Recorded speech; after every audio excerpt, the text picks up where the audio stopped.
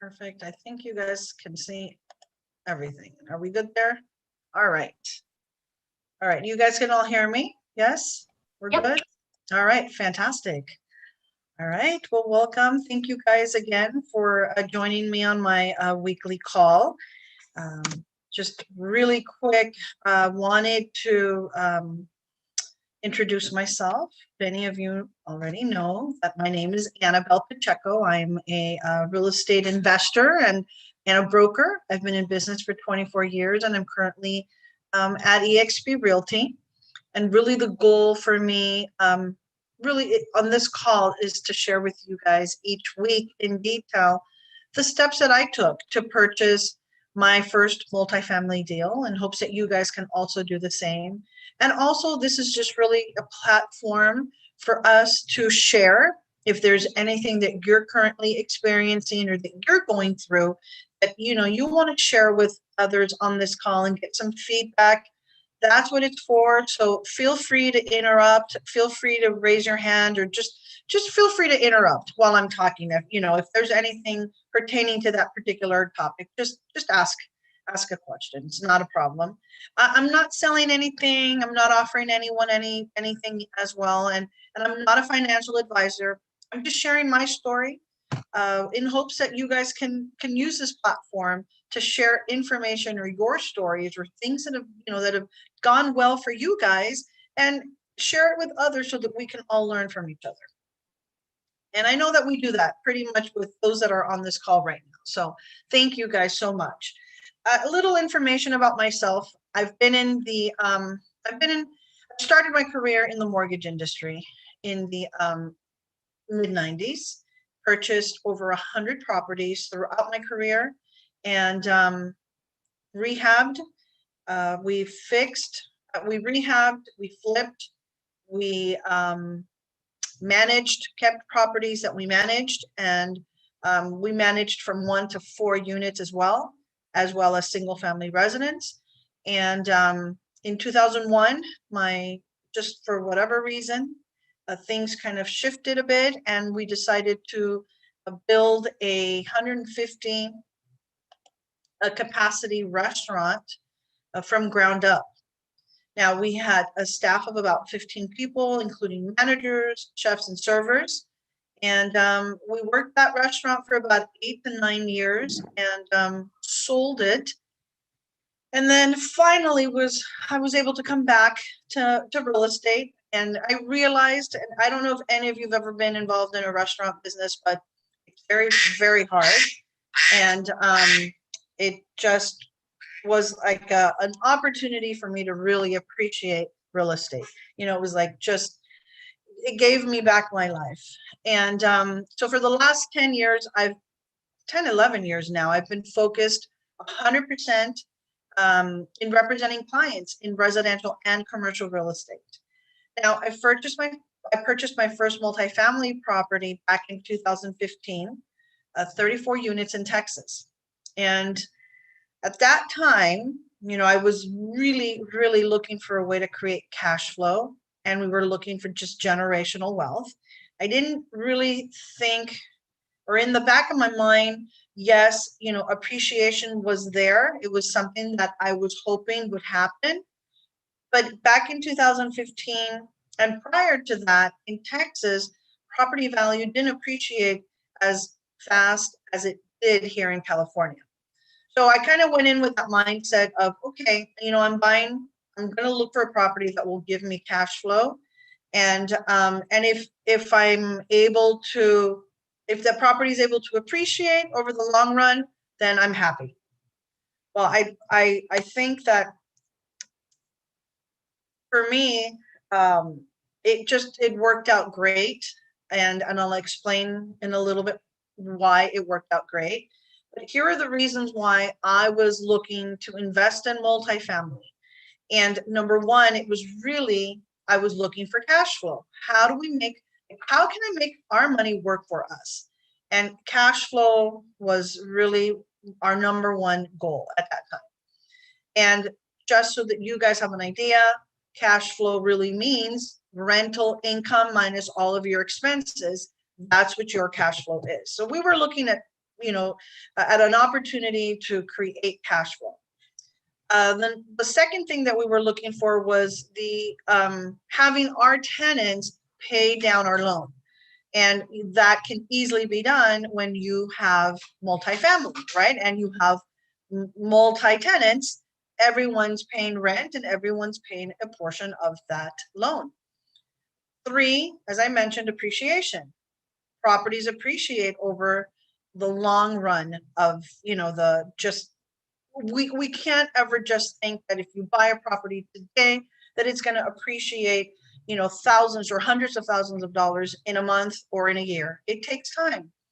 And as long as it all makes sense, right? As long as the numbers make sense, then you're okay waiting for that to occur. Then tax benefits. This was really, this is really, really great because you're able to expense, for example, depreciation, you're able to expense portions of the physical structure every year. And you are able to do a 1031 exchange as many times as you want to basically defer your capital gain taxes.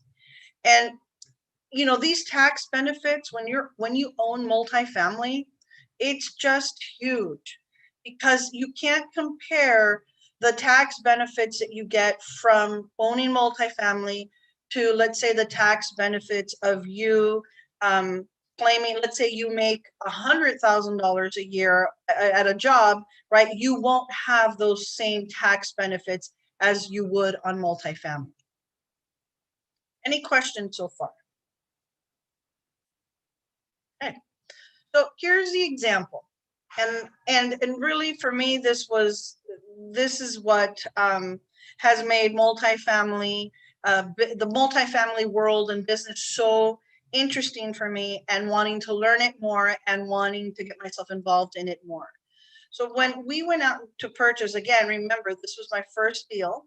I had identified the location that I was looking to purchase, and I was just studying the market, and we were looking at just a bunch of properties. I can't even tell you how many I saw, but I saw a lot of properties, and and just going through the numbers and going through and looking at just everything, and it just didn't make sense until we came across this one property.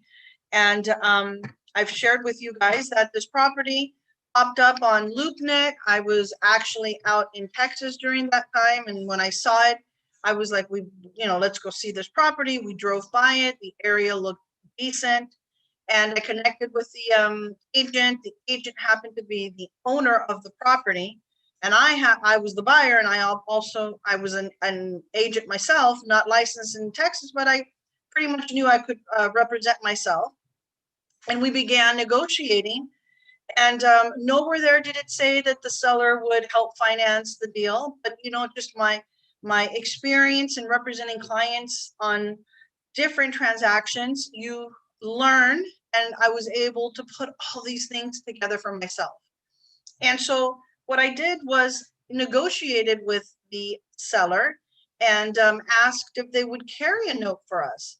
And they did. He agreed to it. We gave him 350,000 down, and it just made everything easier for us, because applying for a loan can be, it's stressful, it's hard, it's, they require a lot of paperwork and a lot of stuff that needs to get done. And so when he said that yes, he would do it, it was kind of like, wow, okay, we now have this opportunity to just, buy it. He's gonna be our bank for the next 2 years. We come in, we remodel, we update the units, we start increasing the rents, because that's what the property needed. The property needed someone to come in and really start like increasing the rents. And after the second year, we were ready to refinance, and the property appraised at double, $1.6 million. So at that time, we were able to refinance, get all our money back, and we were still at a 65% loan to value, which is really good with all our money back. And really today, we have zero of our money invested in the property. We've actually gotten all our money back. and today's value is $2.7 million. So talk about, having an opportunity here to create cash flow, having an opportunity here to see the property appreciated, and really it's appreciated almost 4 times from when we purchased it without really even thinking that it would ever get to that point. I think that we did pretty well. And you get a little spoiled because when you have a property like this, you want to go out and find another one like this. And it's hard because I have been looking and you can't find them. But you know what? You just have to keep going, and you have to really look at a lot to find that one that makes sense for you. So here's the property. It's 2 buildings. The building that you're looking at right here is 24 units, 1 bedroom and 1 bath. And this is the front building, which is 10 units, 2 bedrooms, and 2 bathrooms, or 1.5 bathrooms. Any questions before we start going through some numbers here? We all good? All right. Okay, so let's, today is really about analyzing a deal. And I think what you really need to look for when analyzing a deal is your net operating income is what they use, right, to determine if this is a good real estate investment. So NOI, or net operating income, is all your revenue subtracting all of your operating expenses will give you your net operating income. So what I did so that you guys can kind of get an idea of this, I've separated what could potentially be revenue and what could be expenses. And again, this is just like a guide. There could be additional streams of revenue on a property, and there could be additional expenses on a property that I may have not listed. So the revenue part would include your rent, right? Anything that's generating income into the property. So it could be rent, it could be laundry machines, it could be parking fees, it could be vending machines. Other services could be Wi-Fi packages. I know I've talked to a lot of multifamily operators, and they're rolling out Wi-Fi packages and charging the tenant X amount of money for that Wi-Fi package. Some of them are actually offering like just services. If let's say they don't want to buy food and have someone on site that people can order food, they can, like a runner, and go pick up the food and deliver it to them as an added like additional revenue, right? They pay for their food, but there's an additional service that's being provided through the community, or like the office, management office. So there's just so many different things. I mean, I've talked to other operators that are actually putting washer and dryers inside the units, and they're going to increase the rents by $75 for that. So there's just different things. I mean, so many things you can do. Solar panel, like covered parking, what do you call those, porch? No, covered parking. They're going to put covered parkings in there, and then they charge extra for certain areas that have the covered parking. So it just depends on how creative and really the needs in that community would be that you could benefit from. Your expenses are usually your property management fees, your utilities, right? Insurance, property taxes, repairs, and maintenance. And that's all I can think of that I would say would be like the most important stuff right now.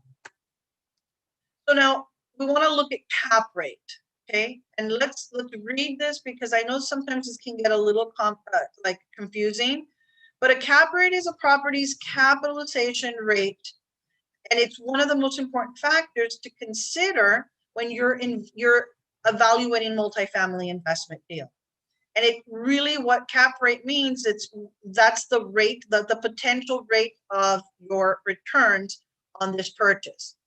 So you take, how do you figure out your capital rate? Your cap rate is you take your net operating income, you divide that by the current market value or the purchase price of the property, and that will give you your cap rate.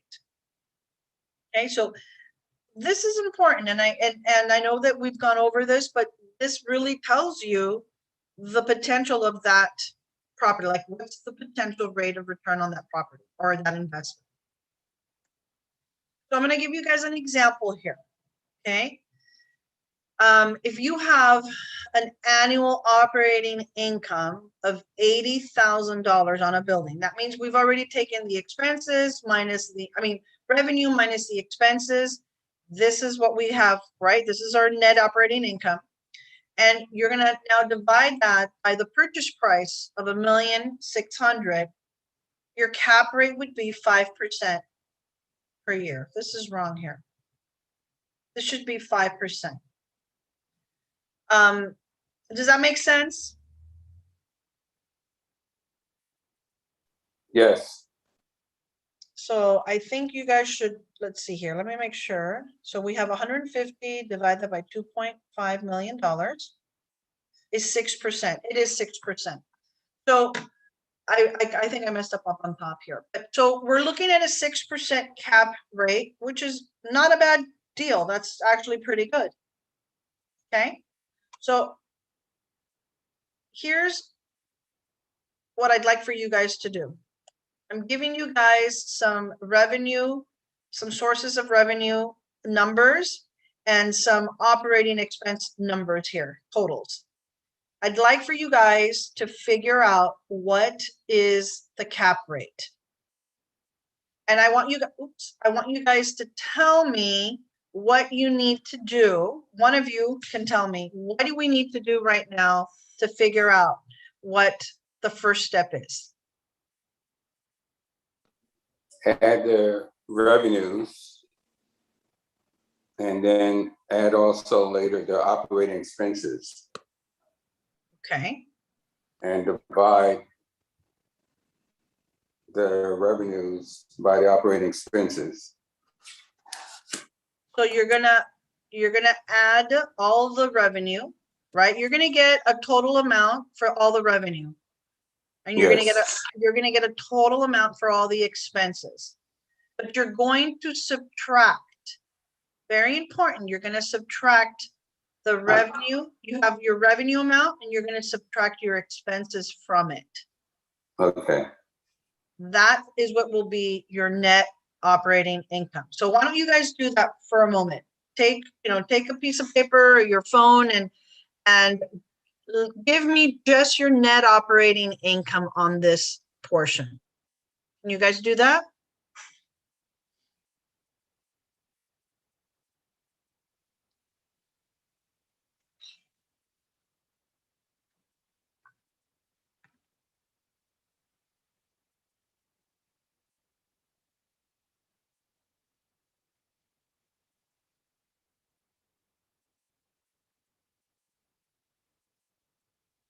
Let me know when you guys get the total amount in revenues.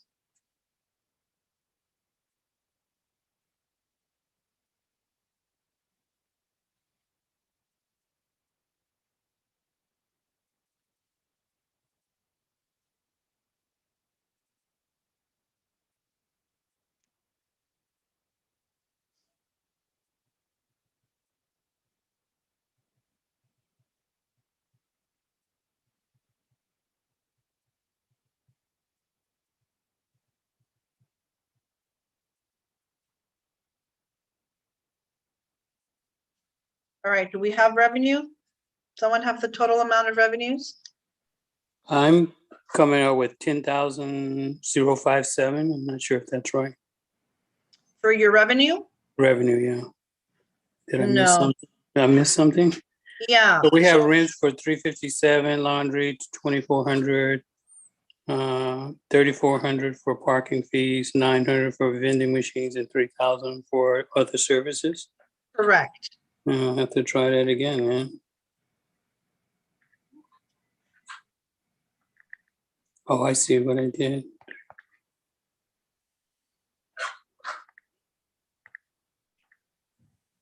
I think I messed up with the rents.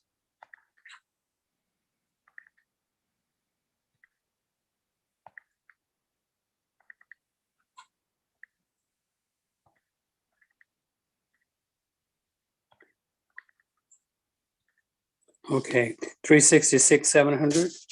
That's it. Perfect. So now what do we have for our total expenses? Wait 1 second.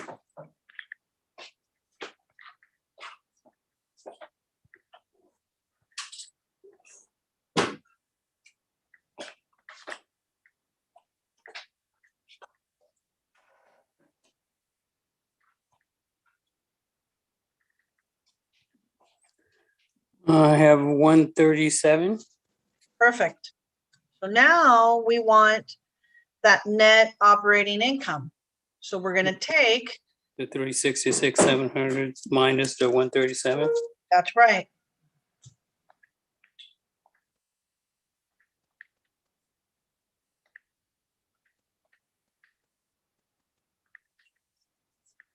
I came up with 229, 700. Perfect. So now we want to get our cap rate, right? Yes. So then now we're going to take, so let me take you guys back to here so that you use this as an example, right? You're going to take your net operating income Mhm. and you're going to divide that by the sales price. And that's what's going to give you your cap rate. Okay. Let's go back here. So our sales price on, for this example, is 2.5.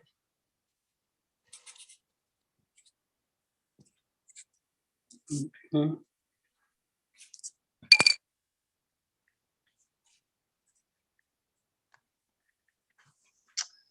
What do you get as a cap rate?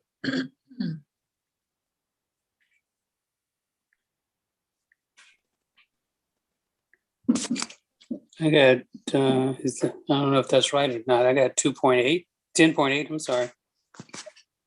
Nine, No, nine, No, 9, yeah, it's 9%.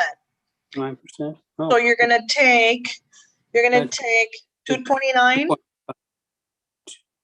229, right? Okay. and you're gonna divide that by 2.5.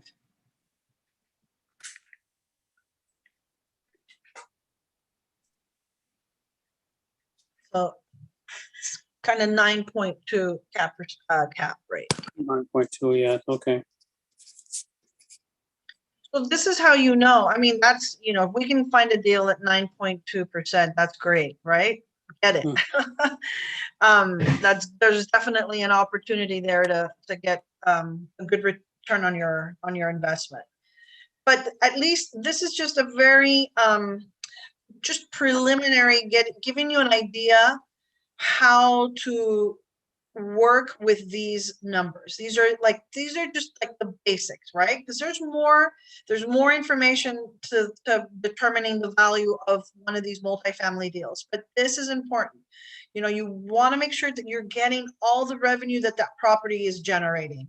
And then you really want to make sure that you're figuring out that all those expenses are legit, that they're reasonable, that they're, you know, not covered. You have to, when you're looking at these, at the rent roll, when you're looking at the projection, like they're just what they're doing, right? Their annual projection sheet, you have to make sure that you understand when you're adding up all those revenues, that you're putting all that in there and you're factoring in those expenses. What's the optimal cap rate that you're kind of looking for? You know, it's again, it depends on the investment. When I bought my property, I was at a really low cap rate, but it was a value add property. I knew that cap rate was low, but I could invest by remodeling and updating and just fixing up, fixing the unit and increasing the rents. That would ultimately increase the value of the property and the cap rate. So it just really, I wish I could say that it's just one factor. It's not one factor. But ultimately, you're looking for a higher cap rate for the most part? Correct. So, Okay. so the higher cap rate means that and we'll get to it, we'll get to that, but the higher cap rate means that the property is probably in a rougher neighborhood, right? Or it needs more work. And I mean, I have it right here. So let's look at this. So for example, if you see here where I put multifamily properties with high cap rates, it can either be found in rough neighborhoods or are in need of significant remodeling. So that means that there is an opportunity, a greater opportunity for you to get a higher return on your money. A lower cap rate, normally the properties are in better areas, they're upscale, so there's not that much risk involved. Does that make sense? So the higher that cap rate, there's more risk involved, but there's higher returns.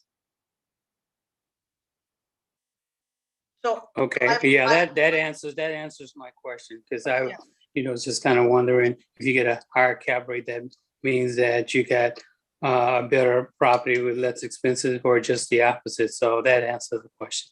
Exactly. And so like I have here, the high cap rates mean that it's a lower price, but there's a more profitable like opportunity there with that property. So you got to look at the entire you have to look at the entire specs of that property. But overall, this kind of gives you an idea of the higher cap rate, the lower cap rate, and really what you're looking at when you're buying that property. So there are different class properties, right? So C-class property with a higher cap rate in a good area, and let's say a revamping area, like you could possibly have that asset B or even an A-class standard, likely it could bring you a higher cash flow. And A-class buildings have the lower cap, are more likely to appreciate in value over time. All right, so you have to look at factors like a loan amount, the property type, the occupancy, the age of the property, the location of the property, economic conditions and taxes play a huge role in determining the return of that multifamily property. And here, this is important. A good cap rate does not always guarantee that it's a good investment. Now, how is the Class A versus Class B is determined? Is it by the cap rate or some other factors? So Class A buildings, right, mean that the properties are in fairly good condition. They're in good locations. The cap is lower because the risk is lower as well. And there's likely that it's going to appreciate, right, in value over time. Now, C-class property, you can sometimes find C-class properties that could be in it's considered a C-class property, but there's an opportunity for you to revamp it and kind of change it to a B-class, which would be even great, right? Because if you do that, then you're increasing your cash flow, the property value, everything's going to be increased. So we want to look, let me just, I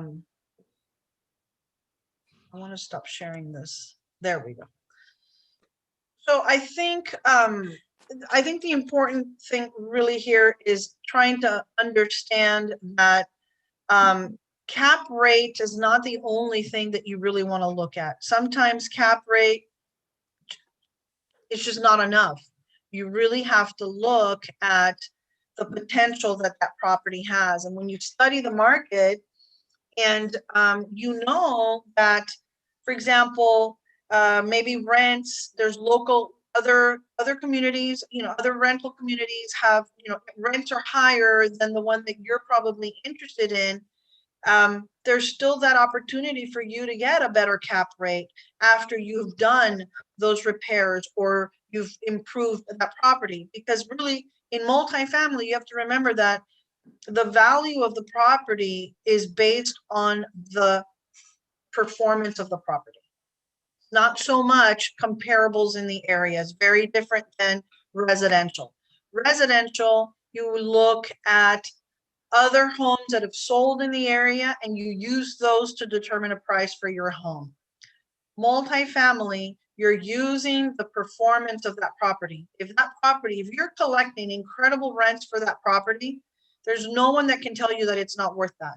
I mean, if you have proof and you can show your 12-month performance and you are, you know, let's, I mean, you could get an incredible price for that property if you've done improvements and increased the rent. And when you bought the property, maybe it wasn't at the cap rate that you needed it, or maybe it wasn't even at an attractive cap rate. You just saw the opportunity and the potential that this property has.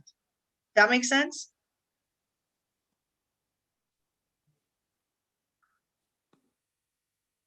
Yes, to me. In fact, when I asked you a question, I guess I didn't analyze the cap rate, but just before I went on, my son and I went out and we were looking at properties. A lot of the houses here are townhouses, but it varies. Some are multi-units. And one of the houses said that it looks low, but they want to make it a multi-family house. It looks abandoned. There, it's about 400. He said initially they wanted 400 to 600, but the banks are willing to take 200 to 300. I didn't look at the analyzing the cap rate, but now looking in terms of the value added, because if you do improve the property, the value of that property will be worth much more. Right. Exactly. So they're selling. So tell me a little bit more about this property. So they're selling how many units is it? It's 2 units. Okay. It looks it's smaller than basically the actual multi-units that's in the area. I mean, townhouses that have there's usually with single family townhouses, but some of them are rented out as multi-units. Because in Houston it varies in terms of community and they don't have real codes. And they said they wanted to convert it to a multi-unit. And so it'll probably be 2, if not 3 units, most likely 2 units, based on what I saw of the house itself. But I'm going back to look at it again. But he said they initially wanted for the property of 600 because the properties around here go for anywhere from 4 to 6. Okay. But they wanted initially 4, but they will be willing to negotiate and sell it for 2. And that's what I was going to investigate. Wow. In terms of, yeah. That's a heck of a good deal. Yes, if that's the case, I'll find out more when I go out tomorrow. It was just thunder and lightning earlier, so. Yeah. But when I was thinking in terms of the cap rate and looking in terms of the value of property, there is value if you add it and make sure it's converted to a 2-unit. There's value added based on the community because it's a stable community. And right. Now, William, something to keep in mind, because it's under 4 or under 5 units, it's still considered residential. So when you right. look at this property, you do have to look at the comparables, right, of the neighborhood, because the value of this property will be based on the comps in the area. Very different when you're dealing with multifamily. Sorry, I have to listen closely. Yes, you did say that. Yes, thank you. Yeah, no, but still, you can still use these numbers to determine, right, the cap and just to determine the value of that property. But I'm just saying, if you decide you want to purchase this, you have to make sure that the comps support that 200, 400, 600 price, whatever it is. you have to make sure that the comps support it, because it's very different. The financing is different, and just the way that the value of that property will appreciate will be very different than multifamily. But it's still, I mean, that's still, I think it's a great opportunity. Thank you. Yeah. Anybody else? Sophia, welcome. How are you? Hi, Annabelle. I'm good. How are you? I'm doing good, doing good. How are things with you? Good, good, good. Everything is good. Hanging in there. Did you guys find a property already? No, no, it's we've I don't know how many offers we've already placed and nothing, no luck so far. I Oh my can't even goodness. count. My It's crazy. goodness. And you're in Atlanta, right? Georgia? Yeah, yeah. Okay. Yeah, I don't know who you're working with, but sometimes who you work with matters, makes a big, big difference. I So, know.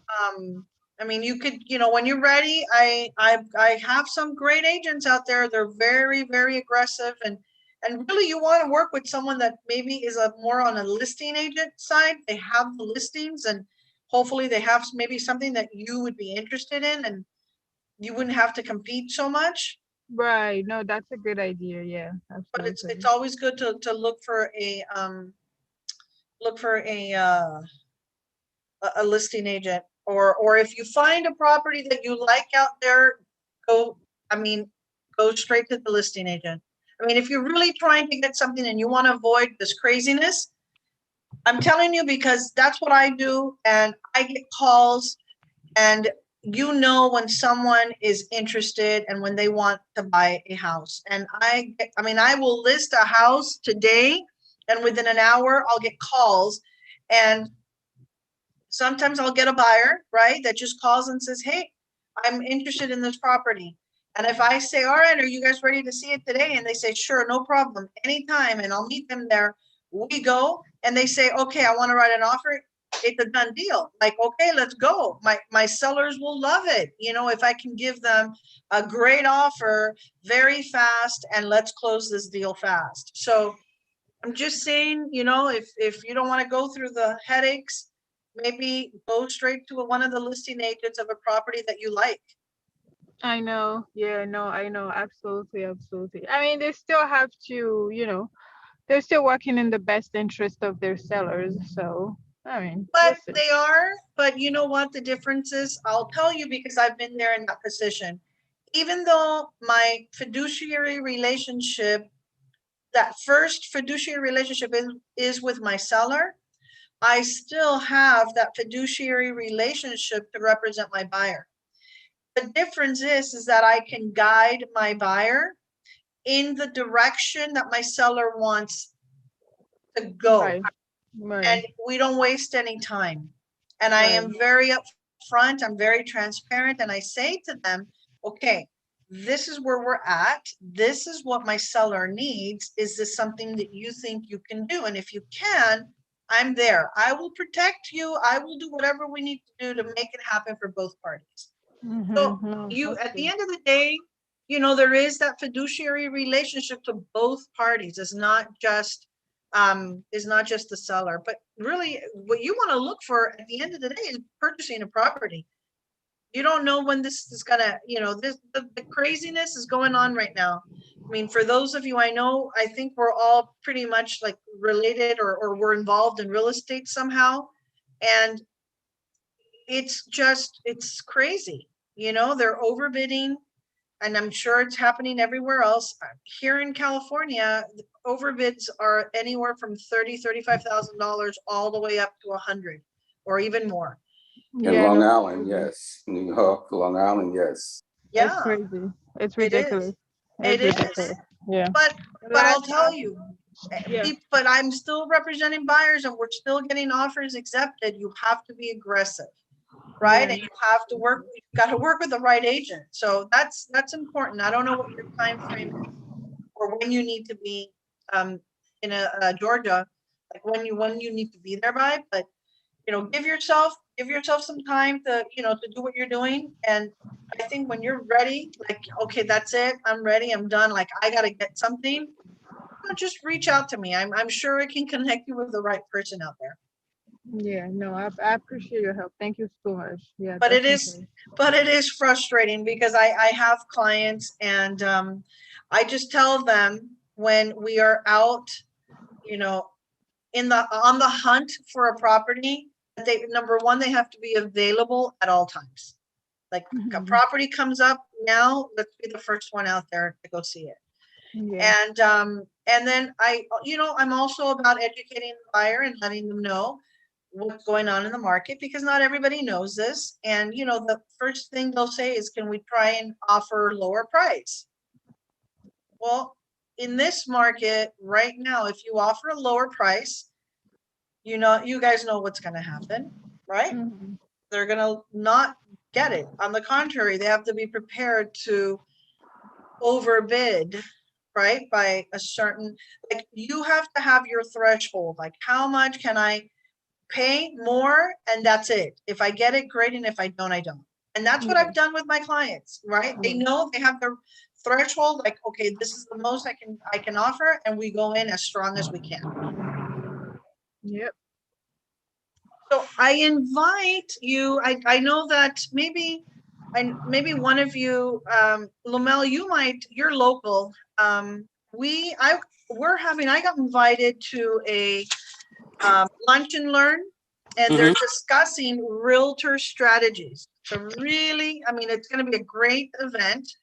It's coming up next Tuesday at 12 o'clock at the Glendora Country Club. And if you're interested, I can send you an invitation, and then just let me know, because we do have to RSVP, and I'm trying to RSVP for a group of us that is attending. And it's going to be good. You know what?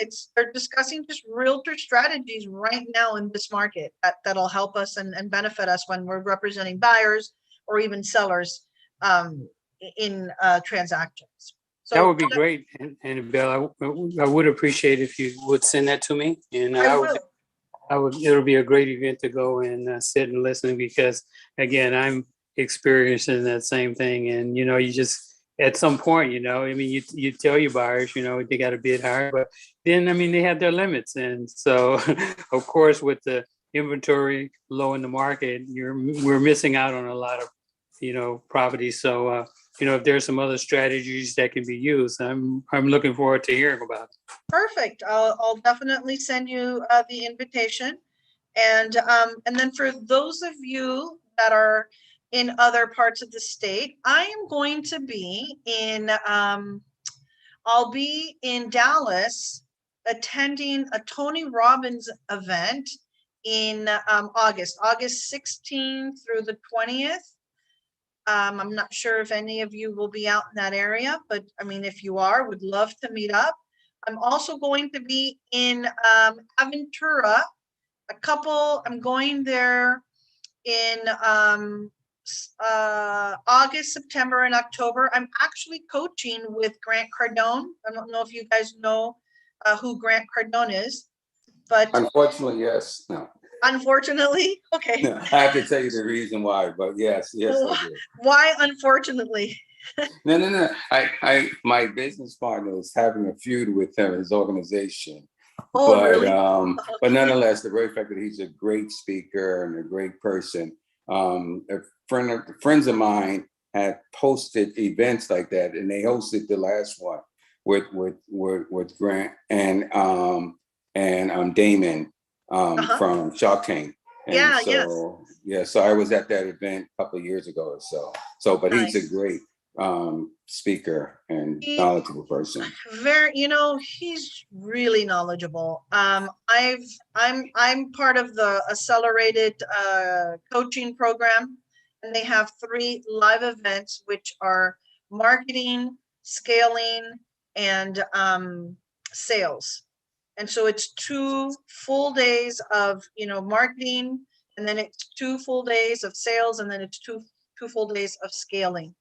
And I'm going to be out in Florida, and just wanted to connect with people, if I'm, if they're close by or close enough, or if you're going to happen to be out in those areas during that time, we would love to connect if we can. But if not, you know what, I'm sure there's so many events and so many different things that I'll be attending throughout the year. Who knows? Maybe I'll go to Atlanta or New York. I mean, I will definitely let you guys know. We'll reach out and we can connect. But I will send you the invite, Lemuel. And I think it'd be great. We can, you're very close. We're local. I think you're in Diamond Bar, right? Yes, I am. Perfect. Okay, yeah. So then we can meet and attend and just, you know what? The more strategies and tips that we get, the more valuable that we become. So I'm always open to learning and I'm willing to share it with others. It's not a big, a Well, matter thanks. for life. Yeah, and I appreciate you sharing that with me, Annabelle. Yeah, for sure, for sure. So you know what, I think I've covered everything for today. Unless you guys have any particular topic or something that you're struggling with and you want to share and you want to get some advice from anybody on this call, please, let us know. Let me know. Quick question. What impact do you think they're discussing the possibility of eliminating 1031 exchanges and the tax laws? What impact do you think it will have on investing, especially in multifamily units? Have not gotten that far to really figure it out. I know I've been hearing about it. I have next week, I have Sandhya, who is very highly involved in multifamily. She'll be our guest speaker. So I urge you guys to, be on the call and invite other people. She's going to be talking. And I think that, that would be a great question for her. And I'll make a note and we'll ask her that.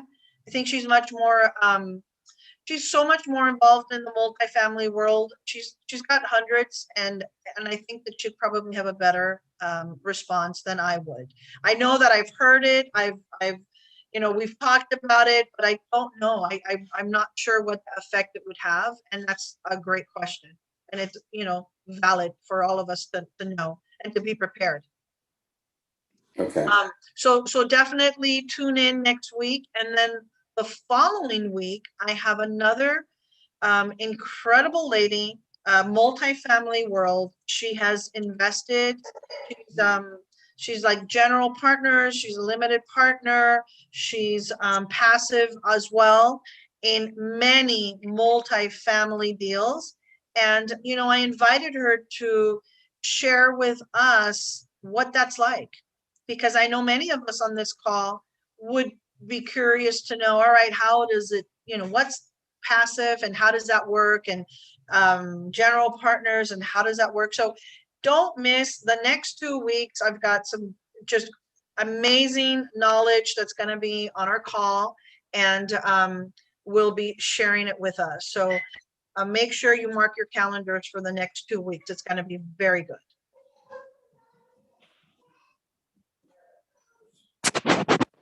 All right, so I think I'll send you the invite, Lumel and Sophia, William, and Jess. Thank you guys so much for joining me.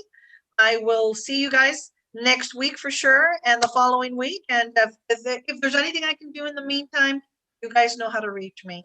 Thank you guys so much, and have a great rest of the week. All right. Thank you very, very much. Thank you.